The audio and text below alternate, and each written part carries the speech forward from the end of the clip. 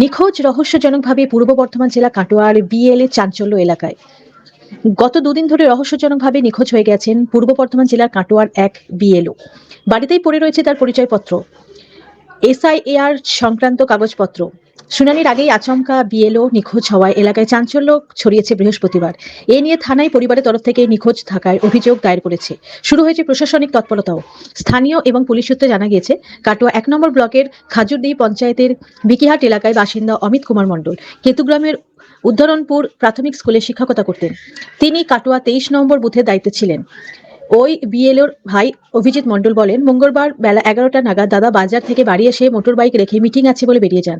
সন্ধ্যা হয়ে গেলেও বাড়িতে না আসায় সন্দেহ হয়। ফোন বাড়িতে রেখে গিয়েছে, খোঁজাখুঁজি করে সন্ধান মেলেনি। দাদা এসআইআর এর চাপে ছিল। এ নিয়ে আমরাও চিন্তায় রয়েছি, থানায় দ্বারস্থ হয়েছি। সঠিক কী কারণে বিএলও অমিত কুমার মণ্ডল নিখোঁজ তা নিয়ে রহস্য বাড়ছে। তবে এই মুহূর্তে দুশ্চিন্তায় দিন কাটছে সকলের। শুনানির জন্য ৩০ জন ভোটারের নোটিশ বিলি করেছেন তিনি। মাত্র দুদিন পর থেকেই জনশুনানি শুরু হবে। সেখানে বিএলও হিসাবে তার উপস্থিত থাকাটা বাধ্যতামূলক।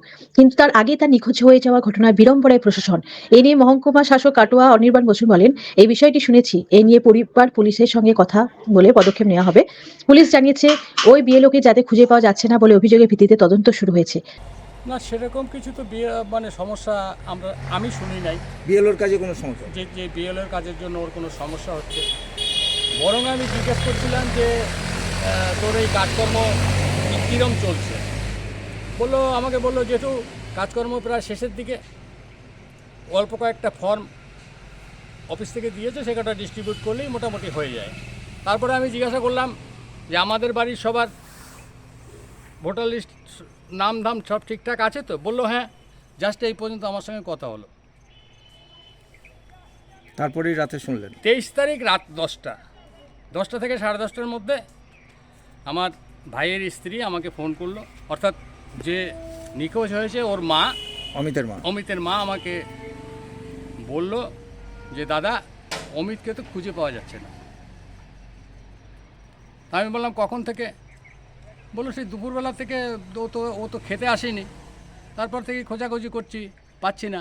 আত্মীয় স্বজনের কাছে ফোন টোন করেছি, পাওয়া যাচ্ছে না। দিয়ে আমি বললাম যে তাহলে একটা কাটোয়া থানাতে বা কাটোয়া পিএসে গিয়ে একটা জিডি করে দিতে, নিখোঁজ জিডি। যেহেতু ও বিএলওর কাজ করছে প্লাস স্কুল টিচার, এগুলো তো অফিসিয়ালি আমাদের করতেই হবে।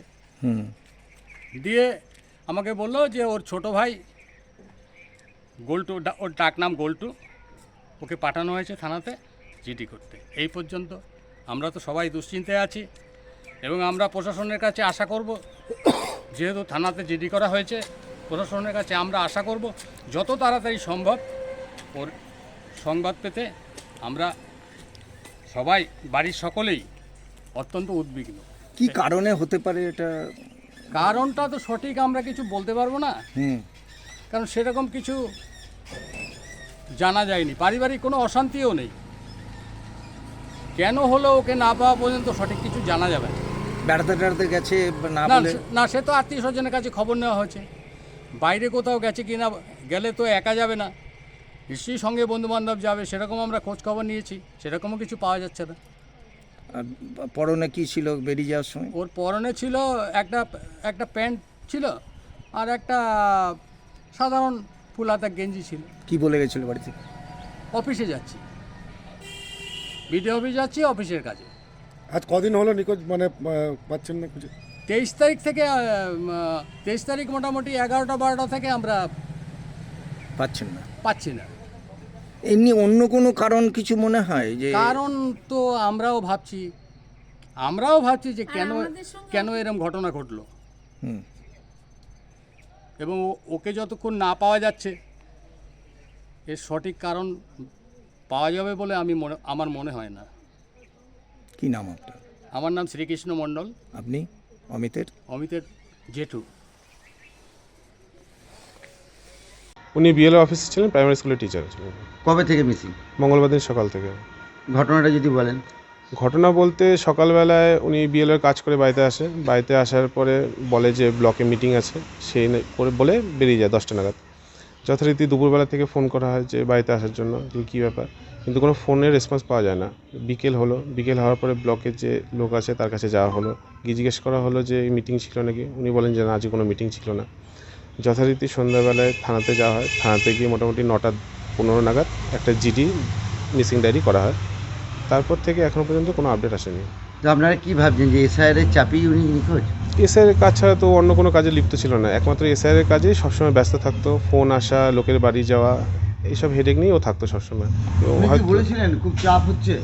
হ্যাঁ, এরকম একটু বোঝা যাচ্ছিল যে, কারণ মেন্টালিটি একটা প্রেশার পড়লে পরে বোঝা যায় যে হ্যাঁ, সে নর্মাল থেকে একটু, আর এমনি তো ও একটু চাপা স্বভাবের ছিল, যে কেউ খুলে যে কিছু বলবে সেরকম না। ওনার ওয়াইফ আছে? হ্যাঁ, ওয়াইফ আছেন। কটা ছিল? ওনার একটা মেয়ে, মাধ্যমিক দেবে এবছর।